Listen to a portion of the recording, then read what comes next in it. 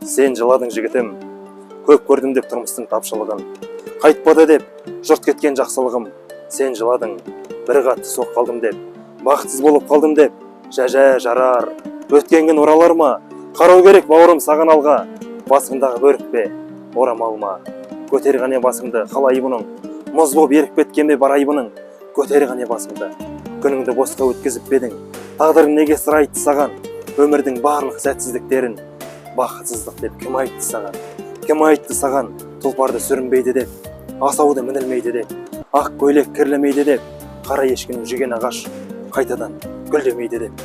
Кім айтты саған жұрттың бәрі мейірбан, арайлы деп, жұрттың бәрі шындықты қалайды деп, биікті ардақтайды, асылды қорлатпайды деп. Қиналып бекер алаңдадың ау, ойыңды шығар өріске, өзіңе қайтшы ғаламда мынау, жеңілдің бәрі жеңіс пе?